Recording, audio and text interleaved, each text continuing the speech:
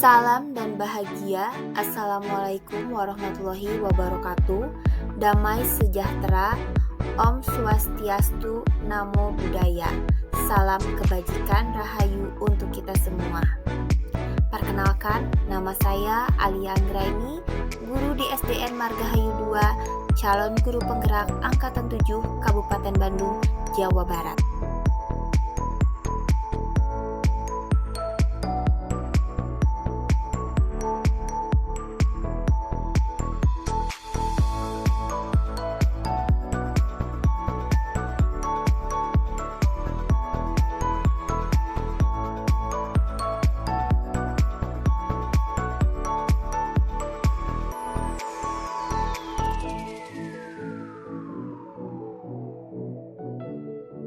Assalamualaikum warahmatullahi wabarakatuh. Waalaikumsalam warahmatullahi wabarakatuh. Selamat pagi Bapak. Pagi Bu Alia. Bagaimana nih kabarnya Pak? Alhamdulillah untuk hari ini kegiatan padat merayap Bu. Oh iya. Tapi terima kasih ya Pak sudah menyempatkan waktu. Jadi begini Pak, tentang permasalahan yang pernah Bapak WhatsApp kemarin nih ya, tentang pembelajaran Bapak di sekolah. Jadi apa tujuan pertemuan kita hari ini Pak? Saya mau meminta ini dimasukkan, terutama bagaimana caranya anak untuk mudah paham terhadap pembelajaran, kan? Karena kita coba berbagai metode, intinya anak itu masih kurang paham. Oh, jadi mungkin tujuan pertemuan yang Bapak maksud itu bagaimana cara memotivasi anak ya, Iya, agar bisa. semangat belajarnya, kemudian tujuan pembelajaran tersampaikan dengan baik. Nah, mungkin saya perlu mencatat beberapa pertanyaan nanti tadi jawaban dari Bapak ya, sebagai progres kemajuan Bapak. Nah, keberhasilan untuk pertemuan kali ini seperti apa Pak? Di sekitaran 70%. 70% untuk peningkatan Motivasi anak ya, Iya. karena habis anak mengalami masa pandemi, terus terang kan drop untuk dalam pembelajaran. Iya betul Pak. Nah begini Pak, mungkin dari skala 1 sampai 10 nih Pak ya, di mana posisi Bapak sekarang nih untuk pencapaian tujuan yang Bapak inginkan untuk memotivasi siswa? Posisi kita masih di 6 Bu. Masih di 6 Di ya 6. Pak ya. Kita di 6. Nah untuk memajukan itu kira-kira peluang apa nih yang bisa Bapak jadikan kekuatan untuk solusi dari permasalahan tersebut? Mungkin satu yang harus kita setelah saya amati, praktek itu Bu.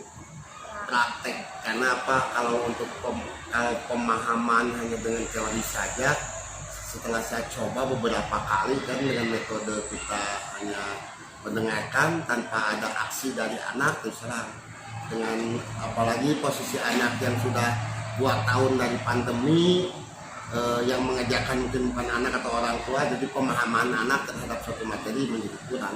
Oh iya, jadi menurut Bapak kalau pembelajaran itu tidak harus materi saja Iya. ya, harus diiringi dengan aplikasi dan praktek ya, supaya pemahamannya lebih lama kepada Betul. anak ya. Nah Bapak, kan saya ini akan melakukan seperti sini ke kelas Bapak. Kira-kira kompetensi apa nih yang akan Bapak tingkatkan? Satu, saya akan mengajarkan tentang pemahaman anak mengenai sejarah perjuangan bangsa. Mungkin satu yang akan saya lakukan, anak dibawa untuk menonton. Nah, dari menonton baru nanti kita lakukan, jadi selama film berlangsung kita tidak dinyalakan, di stop, lalu kita akan flashback ke anak, meminta tanggapan anak dari hasil pengamatan dia terhadap film tersebut. Oke, siap nih Bapak. Kekuatan apa saja nih yang Bapak miliki untuk mendukung pencapaian tersebut? Kan tadi Bapak sudah menyiapkan video Ya. tanggapan. Nah, kekuatan lain apa lagi nih Pak? Satu, mungkin harus ada kerjasama dengan pihak orang tua juga, karena terus terang kita push dari pihak sekolah, tapi di rumah anak tidak ada dorongan dari pihak keluarganya pun tetap itu akan jadi suatu hambatan mungkin dalam proses pembelajaran. Oke, siap. Nah, jadi rencananya untuk supervisi itu tujuan pembelajaran yang akan disampaikan kepada anak apa Pak? Tujuannya pemahaman terhadap sejarah. Pemahaman terhadap sejarah ya. Iya. Nah, untuk rencana supervisi, kira-kira Bapak siapnya kapan nih untuk supervisi? Hari Kamis. Hari Kamis. Oke. Kira-kira berapa lama Pak jangka waktu Bapak untuk simulasi pembelajarannya? 2 jam pelajaran. 2 jam pelajarannya Pak ya? Mungkin 2 kali 45 menit ya Pak? Betul? 2 kali 35. Oh, 35 menit ya, siap. Nah, untuk ukuran keberhasilan memotivasi anak nih. Nah, apa nih ukuran keberhasilan dari rencana aksi? Satu, setelah nanti saya memutarkan video itu atau film itu, saya akan mengajukan beberapa pertanyaan yang ada sangkut pautnya dengan video tersebut. Nanti saya ingin lihat berapa persen anak yang mampu menjawab pertanyaan itu dengan dapat dari hasil dia menonton video tersebut, gitu kan. Nanti kita bisa presentasikan seandainya jumlah murid 25 minimal anak bisa melakukan setengahnya, berarti kan 50% kegiatan itu tercapai. Nih Pak, kan untuk mencapai tujuan nih pasti ada saja gangguan atau hambatan. Nah, bagaimana cara Bapak mengantisipasi gangguan tersebut? Yang namanya gangguan Bu ya, itu bukan dikatakan alami dalam suatu pembelajaran, pasti ada saja. Karena apa? Tidak semua anak itu bisa berkarakteristik yang sama. Untuk memahami gangguan tersebut, satu, intinya kita harus bisa memberikan waktu atau toleransi terhadap anak, terutama anak yang kurang bisa bersosialisasi. Karena terus terang, satu, ada anak yang karakternya atau gerak kinetisnya lebih tinggi, itu mungkin dia akan mengganggu temannya. Nah, itulah satu gangguan yang kita harus bisa balikan di kelas, gitu kan. Makanya dengan bagaimana caranya seorang guru untuk memilah anak menjadi 3 bagian itu, nah itu yang mungkin yang sulit. Mungkin maksud Bapak itu ada pembelajaran berdiferensiasi Pak ya. Nanti mungkin ada pembagian berdasarkan profil pelajarannya. Iya, oke. Nah, apa nih Pak komitmen Bapak terhadap rencana aksi itu? Komitmen saya satu, minimal tujuan pembelajaran, karena justru capaian kita kan KKM ya. Iya.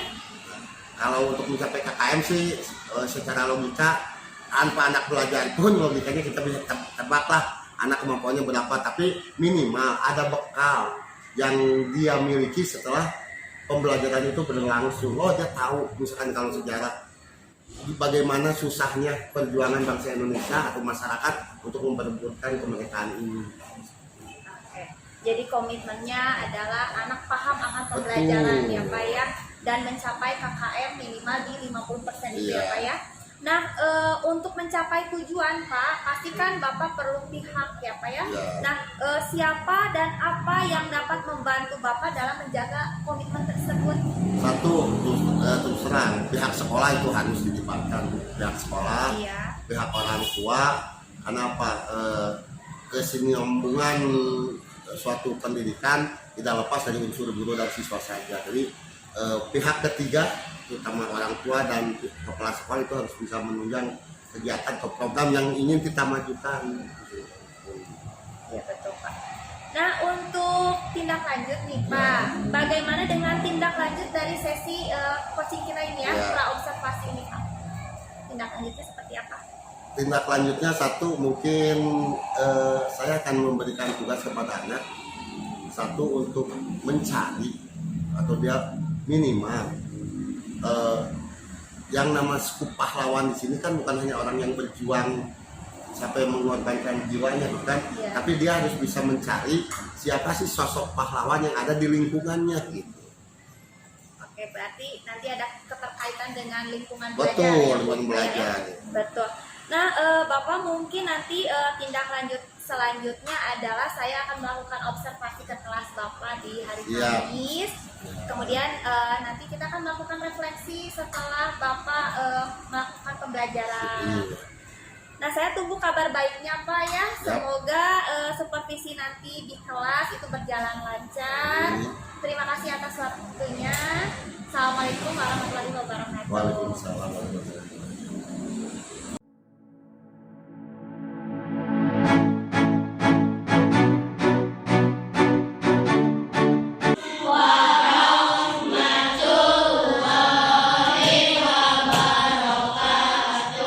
Waalaikumsalam warahmatullahi wabarakatuh.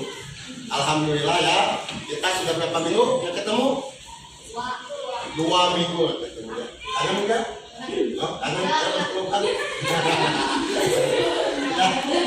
Pada hari ini ya, pada hari ini alhamdulillah kita punya waktu sekitar 2 minggu lagi kalian bersekolah.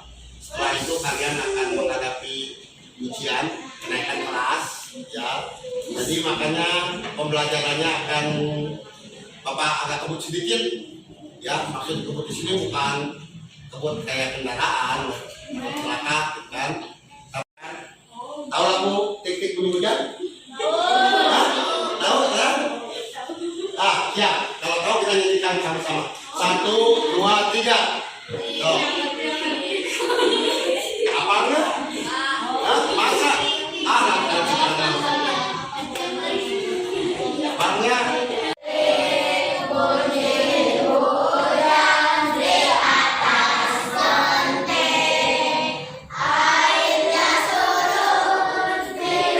Bukan senyum dan itu.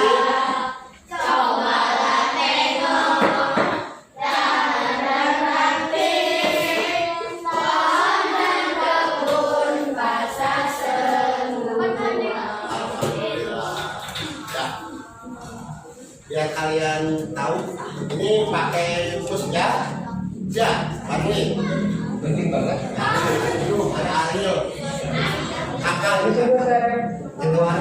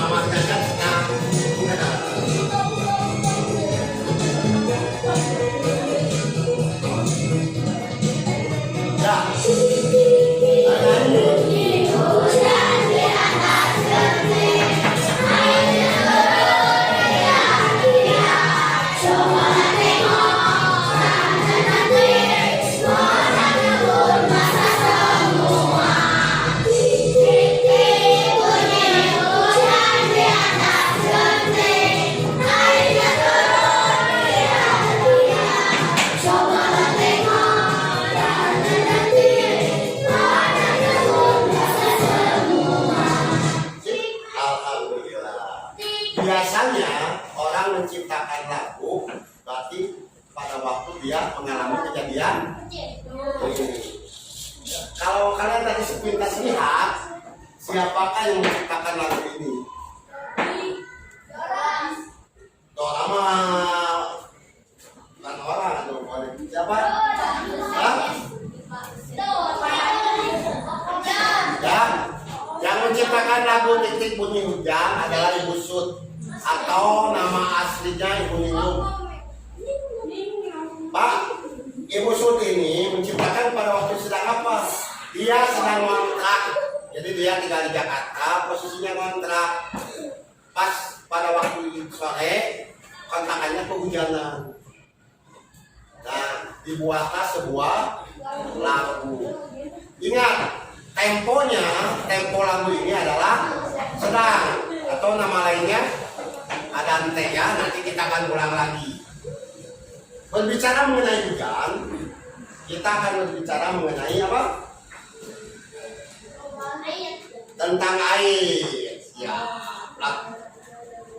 Tahu air? Tahu. Jonathan belum tahu tentang air. Karena bukan manusia ikan. Ya.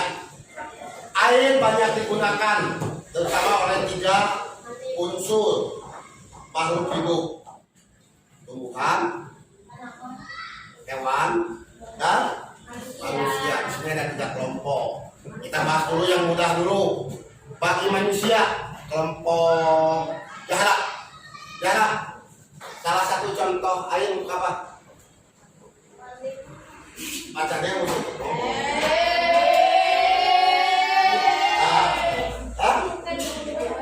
untuk minum. Terus iya, ditanya jangan nanti.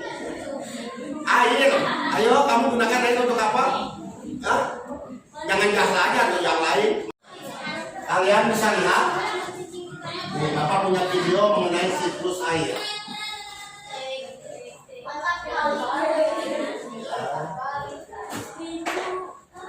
Nih, dengarkan, amati, nanti ada pertanyaan di sini. Pakai Garnier Serum, konsentrasi 3% vitamin C dan niacinamide sama. Assalamualaikum warahmatullahi wabarakatuh. Selamat datang di channel Guru Berbagi. Hari ini Guru ingin mengajak kalian untuk belajar materi siklus air pada mata pelajaran IPA kelas 5 tema 8.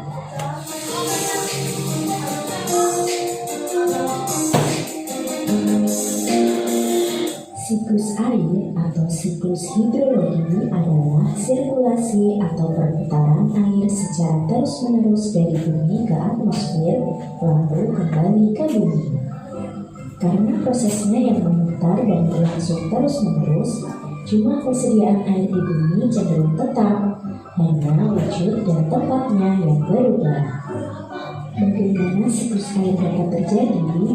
Di sini ada beberapa tahapan. Yang pertama, naiknya air dari bumi ke atmosfer, yang terdiri dari 2 proses, yaitu evaporasi dan transpirasi.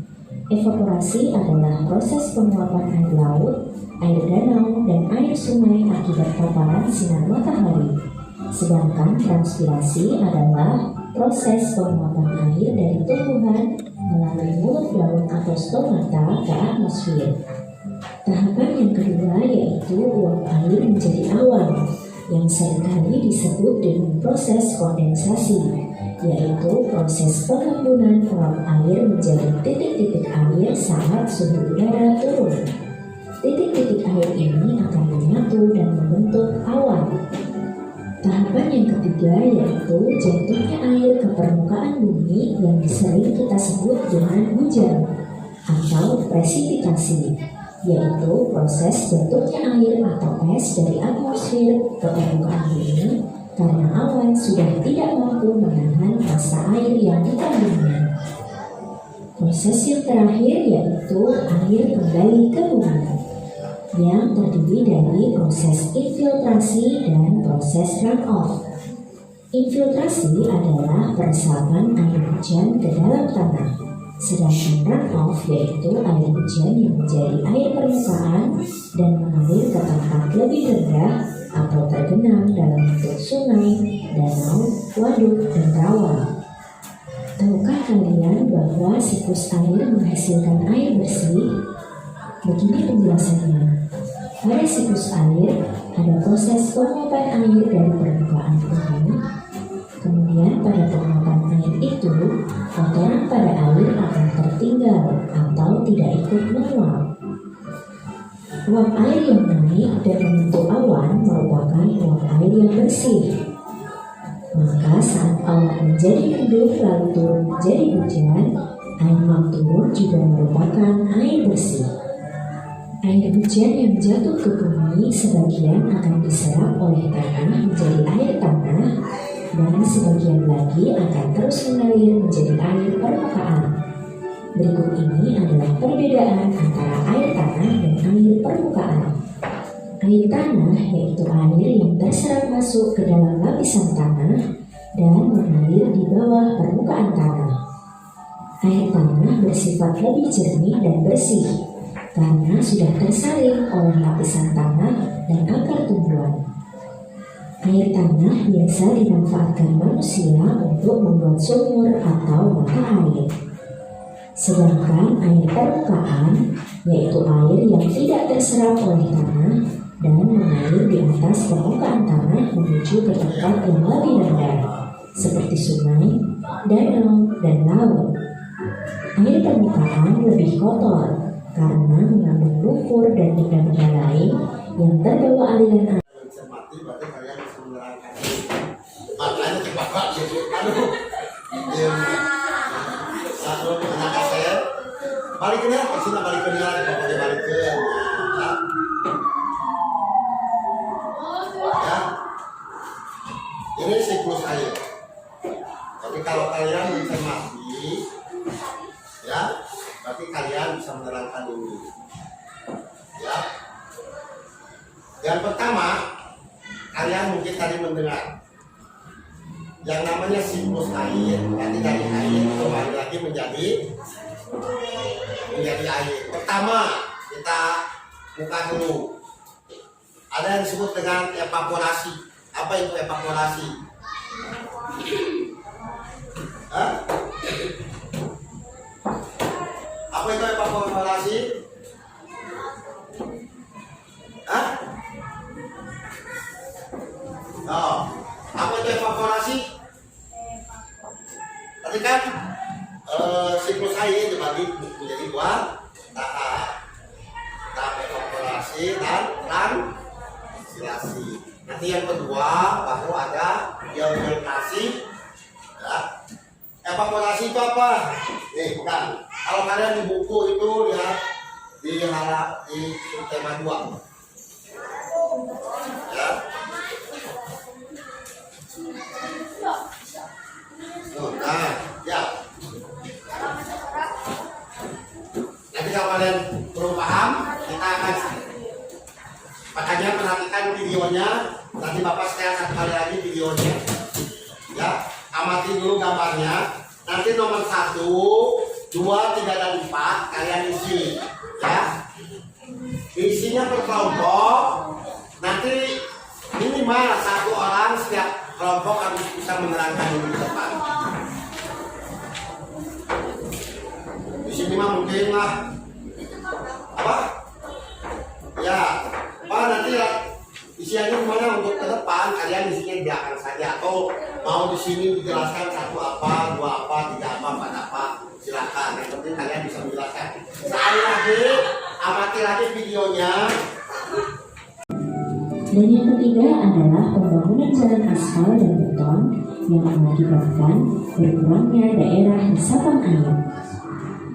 Kegiatan-kegiatan manusia ini termasuk kegiatan negatif yang dapat menyebabkan bencana alam seperti tanah longsor dan Haus ingin minum itu nggak usah kayak tanah yang di pot, kamu bisa ambil masukkan bisa langsung minum. Kalau ada yang ke racunan itulah, kenapa? Tanah bisa menetralisirkan racun. Makanya jangan takut kalian suka makan.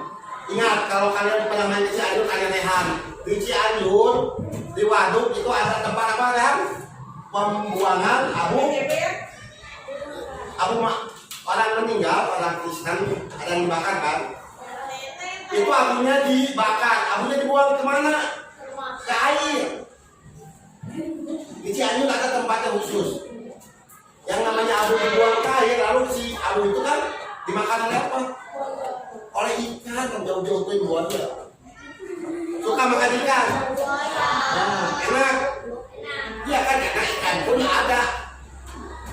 ada usus atau sebagainya untuk menetralisirkan racun. Karena kalau ikan makan racun lalu racunnya ada di dalam ikan, kita makan ya bisa. Ya, nah itu ya. Bapak udah bagikan, kalian silahkan isi. Mau berapa menit? Jangan terlalu lama, 2 jam. Ya, kalian isi. Setelah itu perwakilan kelompok untuk menerangkan tentang siklus air. Silakan. 15 menit cukup Pak.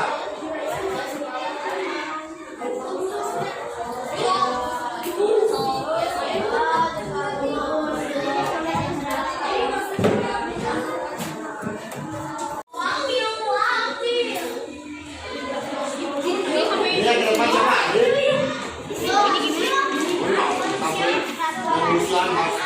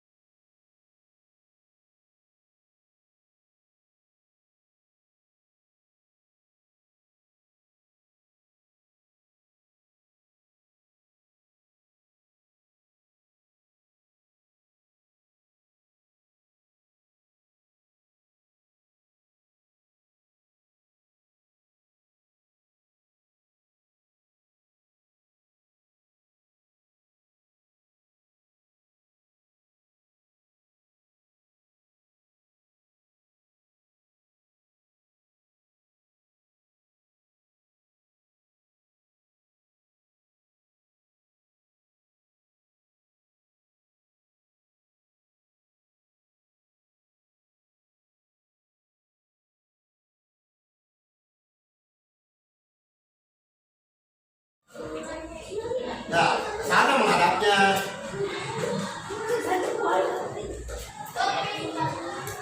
Menurut bahasa Asia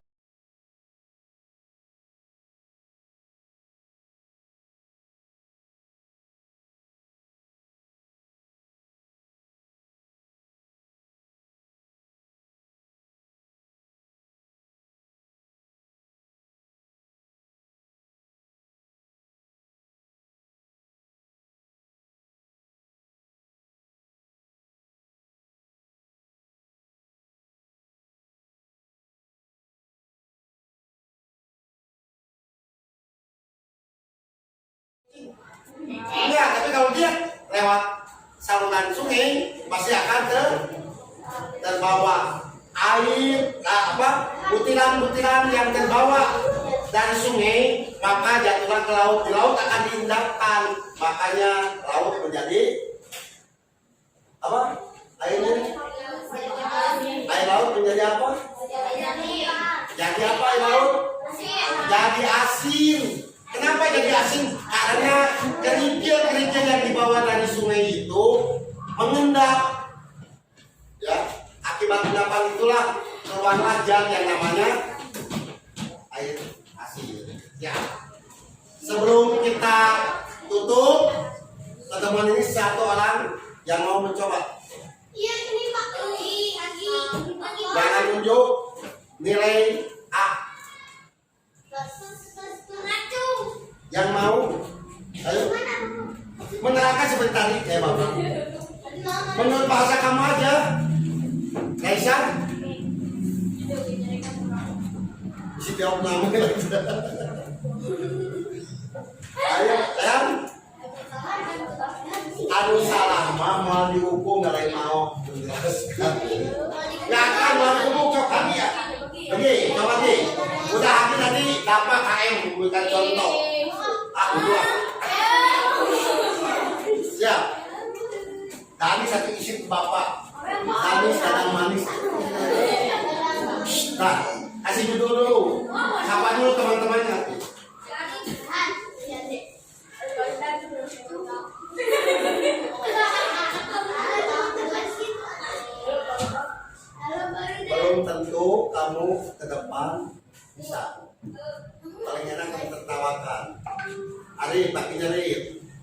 yang bermata tuh di. Yang keras ya.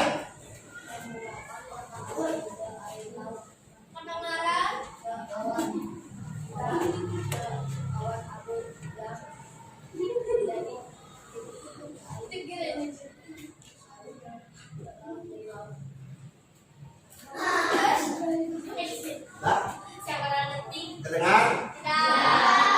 Suaranya. Makasih. Satu lagi perempuan. Tadi sih tadi mah salah nih. Percaya bapak mah. Kalau kamu tidak menerangkan besok dari sekolah. Ya, daripada itu sekolah.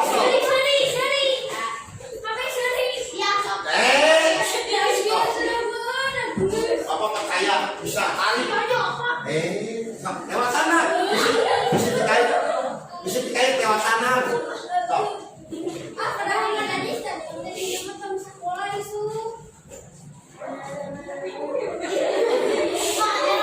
Hah? Pakai baju kan? Kayak dari aja. Iya. Iya.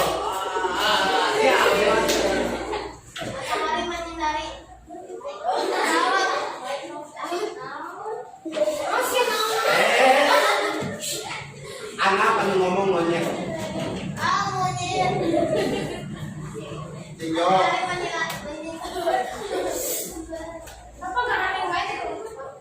Tuh. Yang ketawa nanti ke depan tuh nama. Ya, mulai.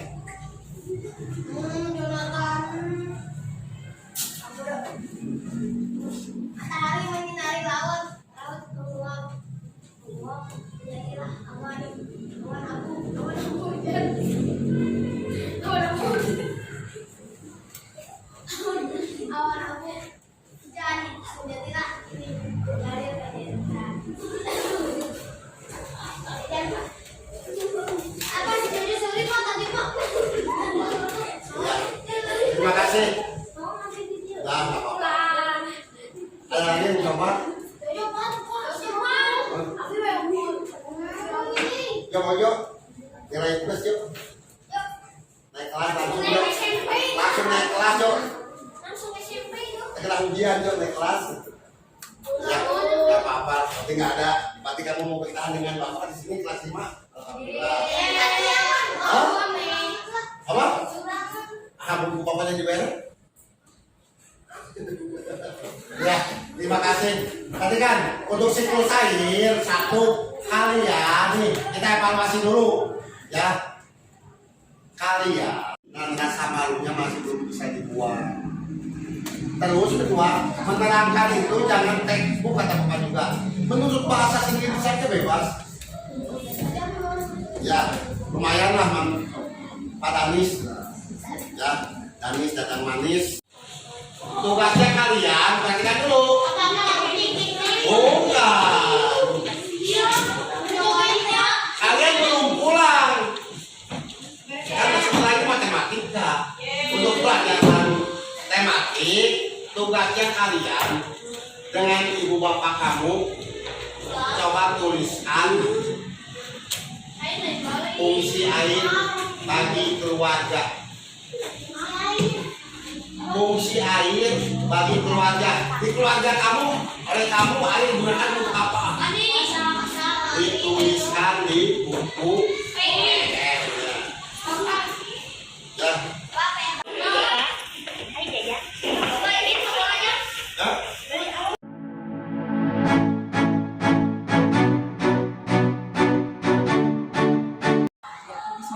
Bismillahirrahmanirrahim. Assalamualaikum warahmatullahi wabarakatuh. Alhamdulillah, bapaknya terima kasih atas kesediaannya untuk menjadi rekan sejawat dari Bu Alia sendiri sebagai Bu Alia sebagai observasinya observer bapak yang observasi kemarin di penantian yang keempat. Saya sudah sepakat dengan Bu Alia bahwa Bu Alia akan supervisi akademik sebagai latihan sebenarnya ya untuk sharing, bukan untuk menggurui sebenarnya, ini untuk memenuhi tugas yang ada di PGP Angkatan 7. tentunya pra observasinya sudah ya Pak. Saya konfirmasi kembali dengan Bu Aya dan observasinya ya Teh. Nah, sekarang kita masuk ke tahap pasca observasi. Maka saya diambil lagi. Saya sarankan. Assalamualaikum warahmatullahi wabarakatuh. Waalaikumsalam warahmatullahi wabarakatuh. Ya, selamat siang Bapak. Sebelumnya saya ucapkan terima kasih karena Bapak sudah membantu saya selama praktek di sini ya. Saya temukan setelah Bapak melakukan praobservasi, kemudian di hari Rabu kemarin ya Pak ya, kita sudah melakukan observasi di kelas. Nah, bagaimana Pak perasaan Bapak setelah melakukan pembelajaran di kelas sesuai dengan kompetensi yang kemarin Bapak berikan kepada tujuan? Iya. Alhamdulillah kalau bagi saya dengan metode yang kita gunakan itu sebetulnya sangat menarik dan menyenangkan. Tapi di satu sisi segala sesuatu ada kelebihan dan kekurangannya. Yaitu kelebihannya mungkin anak yang visual kita bisa anak cepat tanggap gitu kan, walaupun dia bisa menjelaskan walaupun secara singkat, tapi dia sudah bisa memahami. Tapi bagi kondisi anak yang gerak itu dia nggak ada apa-apa, malah ditanya kan cuma diam. Walaupun kita sudah berapa kali diulang, kita dipermudah gitu kan metode itu biar anak nyampe. Nah, itu aja sih kendala yang saya hadapi dengan kemarin itu. Iya, jadi maksud Bapak itu sesuai rencana ya? Insya Allah. Observasi pembelajarannya itu sesuai rencana yang telah Bapak siapkan. Terus saya juga sudah melihat media yang sudah Bapak persiapkan dari video pembelajaran ataupun foto-foto yang disesuaikan dengan profil pelajar siswa. Kemudian Pak, menurut Bapak nih, kemarin kan sudah Bapak melakukan pembelajaran, apa yang sudah baik menurut Bapak? Yang sudah baik pertama mungkin satu kita harus menggali lagi Bu ya, karena baik menurut saya belum tentu baik menurut orang lain, itu tergantung penilaian. Tapi kalau menurut saya satu yang perlu saya tekankan lagi dalam pembuatan videonya mungkin harus saya tambah durasi lagi, karena itu saya cuma searching di Google saja kan biar cepat. Kedua proses gambar yang saya itu kan itu intinya masih kurang lah, baru 60% saya kasihkan gambarnya. Jadi yang saya ingin harapkan nanti full itu seolah-olah anak itu dengan video ini nyambung ke gambar ini, jadi anak sudah tidak bingung lagi dalam mengevaluasinya. Tadi juga Bapak sudah membicarakan juga ya, sudah menyampaikan kesulitan dalam menyampaikan pembelajaran bagi siswa yang kinestetik ya Pak ya. Nah, menurut Bapak apa rencana atau strategi yang akan Bapak lakukan jika menemukan kesulitan seperti itu lagi? Saya akan coba Bu, untuk anak kinetik itu saya akan coba dengan bermain dengan game olahraga Bu. Jadi kita siapkan gambar, jadi anak menempelkan gambar ke subtema yang kita inginkan dengan cara berlari, karena itu harus dipancing dari geraknya dulu gitu kan, karena kalau geraknya kita tidak dipancing anak nggak akan keluar. Jadi kita sebagai guru harus benar-benar memancing betul, memotivasi betul. Iya betul. Sebagaimana yang sudah kita sepakati ya Pak ya, kalau tujuan dari pertemuan Bapak itu adanya keluh kesah siswa yang kurang termotivasi yang tadi Bapak jelaskan ya. Kemudian Pak, menurut Bapak nih, untuk kedepannya apakah ada rencana lain yang akan Bapak lakukan atau akan Bapak terapkan di kelas Bapak? Satu, yang namanya suatu metode kita harus selalu menggali, jangan terbentuk pada suatu metode. Karena apa? Mungkin metode yang ini kurang cocok dengan di kelas 5 sekarang. Siapa tahu dengan anak yang baru tetap kita juga harus dijaring lagi. Tapi tetap metode itu harus kita tambah. Jangan terfokus pada metode ini yang sudah kita pakai. Walaupun kemarin anggaplah 60% atau 70% sukses, tapi belum tentu bagi siswa yang dari kelas 4 sampai kelas 5 karena perkembangan anak itu beda lagi, zaman juga kan berkembang lagi, contohnya juga kan harus disesuaikan juga dengan perkembangan zaman. Iya, jadi Bapak akan terus menggali potensi ya untuk membuat media pembelajaran yang disesuaikan dengan profil pelajar siswa ya. Nah Pak, di sini juga saya akan menyampaikan catatan hasil observasi saya kemarin di kelas ya Pak ya. Kemarin itu kan tujuannya lebih ke aspek pemberian motivasi. Iya. Nah di sini Bapak sudah mendorong semangat siswa untuk belajar.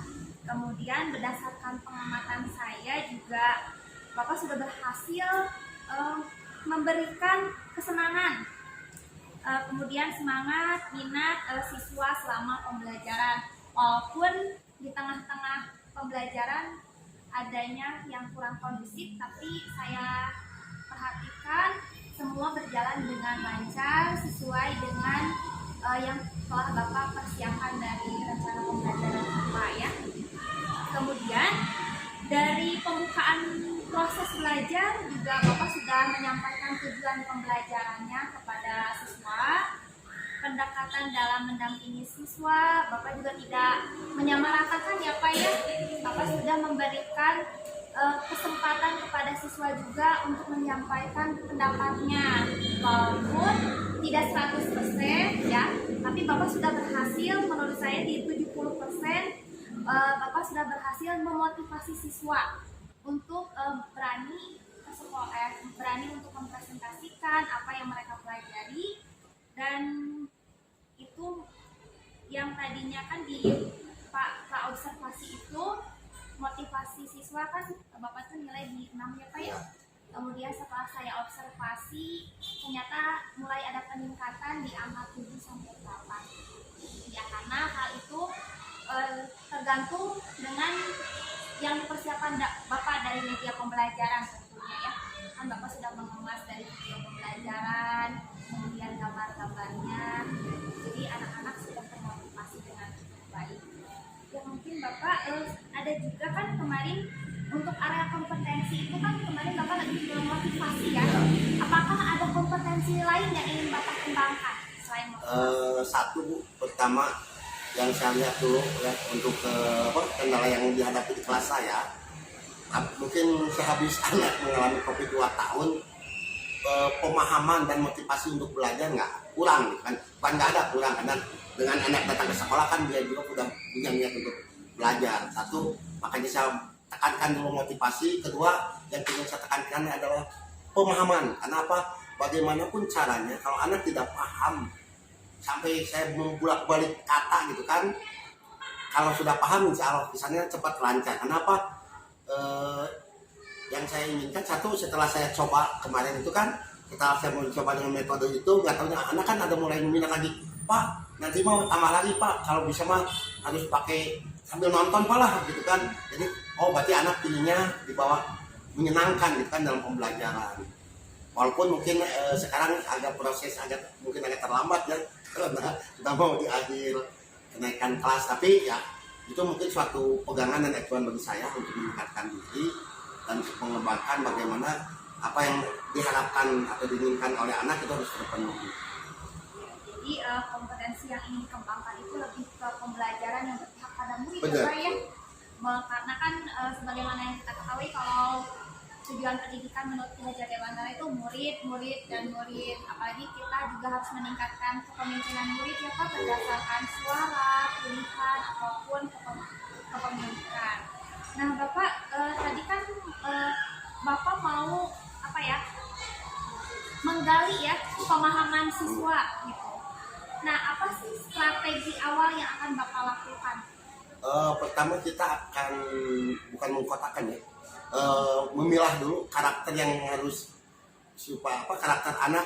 Satu, mana yang anak bilingual, anak yang gerak dan sebagainya. Mungkin ada beberapa kayak item bentuk pertanyaan, mungkin kalau kayak di swasta lah ada psikotes gitu kan, tapi kita bentuknya bukan psikotes, tapi anak menjawab pertanyaan, tapi kita bisa mengarahkan kemampuan anak ini adanya di gerak, kemampuan anak ini diferensiasi sosial itu kita harus terapkan. Kenapa? Kalau itu sudah bisa diterapkan, kita mudah untuk memberikan materi ke anak. Karena apa? Kita bisa tahu karakter anak ini seperti apa, tinggal kita di dalam kelas itu dikelompokkan mana yang kinetik, mana yang visual.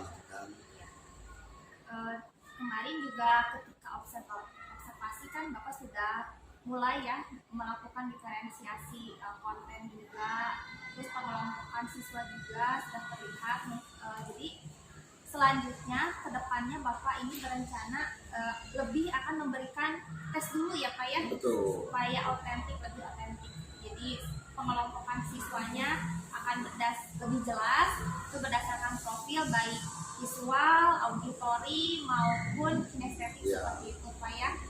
Jadi hasil diskusi kita ya Pak di pasca observasi ini ada kemampuan atau kompetensi yang ingin Bapak kembangkan, yaitu selain pemahaman, terus pembelajaran yang berpihak pada murid, dan lebih akan menerapkan pembelajaran berdiferensiasi juga. Nah, untuk selanjutnya mungkin Ibu pengajar praktik Ibu Ella ingin memberikan refleksi dari perbincangan tentang pasca observasi. Berarti boleh ini sudah selesai ya? Iya. Selesai. Ini sedikit review ya Pak yang tadi Bapak sampaikan. Tadi di awal Bapak merasa berhasil 60%, padahal menurut Buaya sendiri itu di angka 70-80, bahkan menurut pendapat saya sendiri itu sudah lebih dari 80 Pak. Bapak yang belum mengikuti program berpenggerak ini gitu ya, sudah muncul materi-materi yang ada di guru penggerak itu sepertinya sudah nampak dikuasai ya Bapak. Ini udah ikut itu ya guru penggerak atau belum gitu? Hanya baca-baca saja Bu. Dari penyampaian pendapatnya itu sudah sudah wow gitu ya, pengetahuannya sudah sangat luas sekali.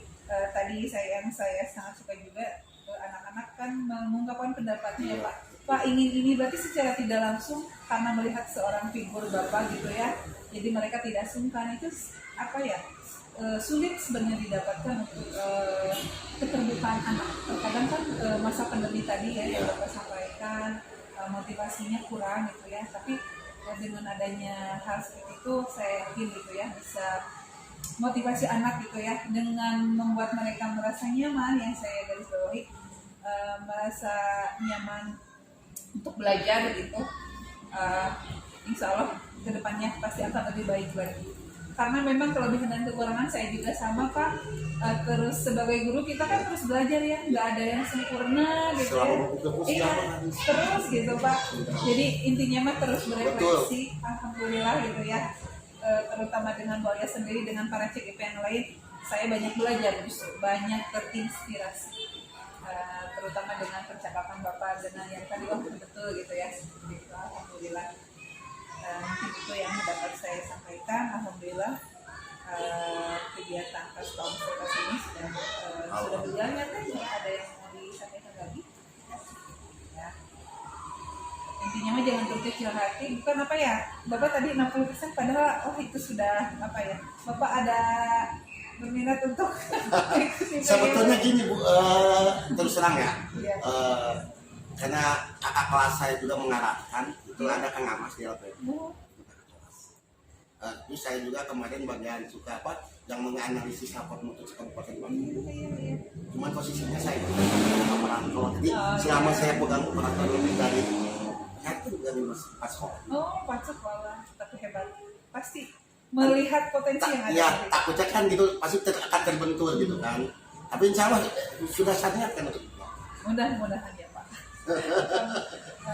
Mudah-mudahan kami dari BPGP selalu mewanti-wanti gitu ya untuk tetap mengajak gitu. Betul. Ya, karena yang pendapat dari tadi yang Bapak sampaikan itu sudah Bapak ini udah belajar gitu ya, atau bagaimana gitu. Memang itu adalah materi-materi intinya Pak, jadi pengelolaan pembelajaran yang berkelanjutan.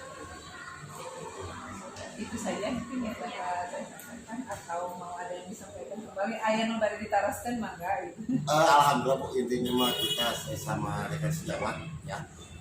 Jadi kebanyakan sisinya gini Bu, kita itu seolah-olah orang masuk jadi guru penggerak itu seolah-olah dia itu sudah full gitu Bu ya.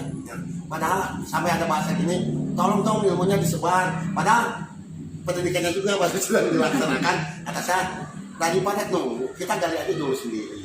Jadi apabila nanti kekurangan atau yang kurang pahamnya baru kita konsultasi. Alhamdulillah, terima kasih. sekali Bapak atas sharingnya. Intinya mah kami juga Teh Alia gitu ya masih perlu bimbingan lah, intinya masih seumur aja dari senior gitu, sebenarnya banyak perlu masukan ya Teh gitu ya yang banyak, karena terkadang apa yang kita dapatkan juga masih perlu terus berefleksi lah, intinya mah perlu kontrol dari lingkungan sekitar, karena tiap lingkungan berbeda kekuatan dan kekurangan masing-masing. Mungkin itu saja, saya tutup saja ya Pak. Terima kasih sekali lagi. Wassalamualaikum. Waalaikumsalam. Hatur nuhun. Salam.